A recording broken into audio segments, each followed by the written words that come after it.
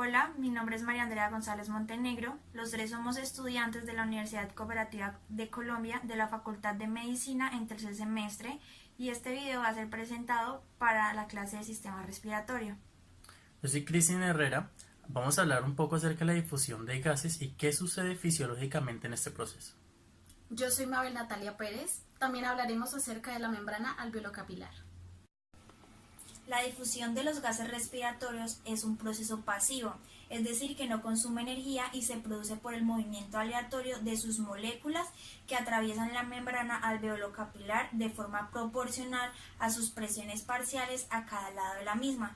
Para mantener este gradiente de presión es necesaria la renovación continua del gas alveolar, es decir, la ventilación, y de la sangre que riega el alvéolo, es decir, la perfusión.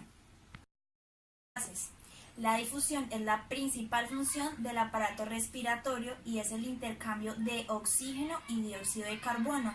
El oxígeno inhalado penetra en los pulmones y alcanza los alvéolos. La difusión es el proceso mediante el cual se produce la transferencia de los gases respiratorios entre lo que es el alvéolo y la sangre a través de la membrana alveolocapilar. La estructura del pulmón le confiere la máxima eficacia, gran superficie de intercambio y espesor mínimo de la superficie de intercambio. En 0.75 segundos el hematíe atraviesa el capilar en contacto con el alvéolo y en solo 0.25 segundos, un tercio del recorrido, la PO2 y PCO2 del capilar se igualan con la del alvéolo. Por tanto, el pulmón cuenta con una gran reserva de la difusión. Más que por las características de la membrana alveolocapilar, la transferencia del gas entre el alvéolo y la sangre está condicionada por el FiO2 del aire inspirado o contenido del O2 en la sangre venosa mixta o tiempo de tránsito del hematíe en lo que es el capilar pulmonar. Para lograr encontrar los 104 mililitros de mercurio de la presión de oxígeno dentro del alvéolo, quisiera explicar qué es lo que sucede fisiológicamente en cada paso. Para eso encontramos la siguiente fórmula que nos dice que la presión parcial de oxígeno es igual a la fracción inhalatoria de oxígeno multiplicado por la presión atmosférica menos la presión de vapor de agua, menos finalmente la presión arterial de CO2. Aquí hay dos ejemplos muy diferentes en cuanto a la presión atmosférica, uno a nivel del mar y uno en la ciudad de Bogotá. Entonces desarrollemos la fórmula. Dice que la presión de oxígeno es igual a la fracción inhalatoria de oxígeno, que en el ambiente se encuentra a 21% aproximadamente en la concentración de oxígeno, multiplicada por la presión atmosférica a nivel del mar, que serían 760 milímetros de mercurio, menos la presión de vapor de agua, que se estandariza en 47 milímetros de mercurio. Al desarrollar esto, nos dice que la presión de oxígeno es igual a 0,21 por 723 milímetros de mercurio. Esto nos va a dar 149 milímetros de mercurio. Esta sería la presión de oxígeno en la tráquea.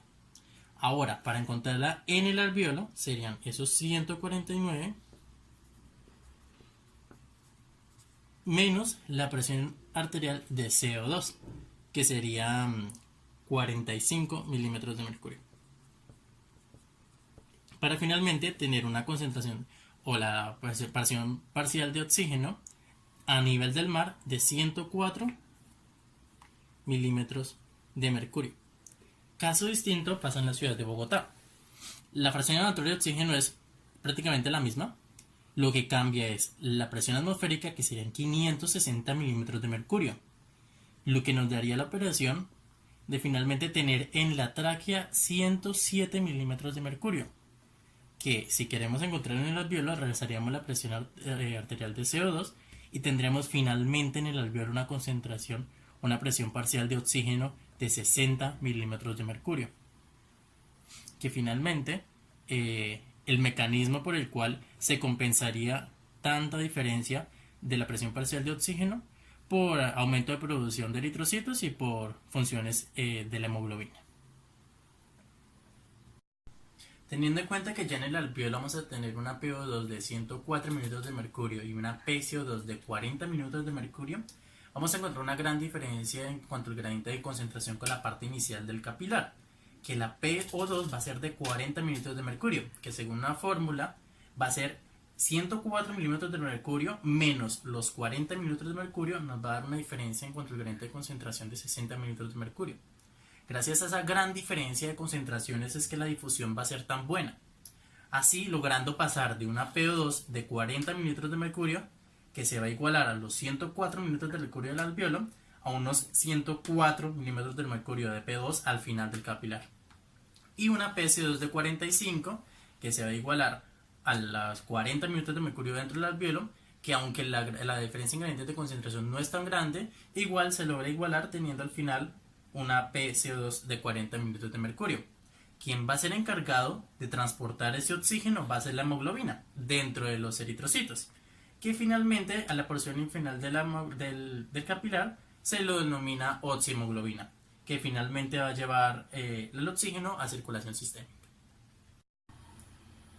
A continuación hablaré un poco acerca de la membrana alveolo-capilar.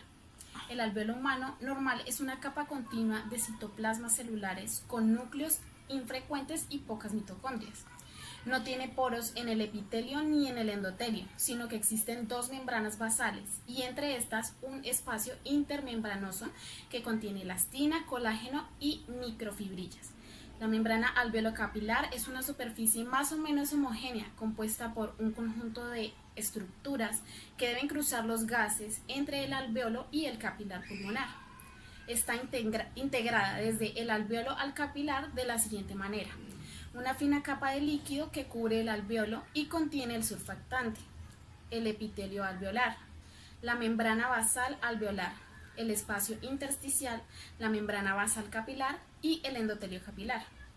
A pesar de sus 6 capas, tiene un espesor muy delgado, de solo 0,5 micras, y si se tiene en cuenta los aproximadamente 300 millones de alvéolos que poseen los dos pulmones, su superficie es muy amplia, siendo de más de 70 metros cuadrados.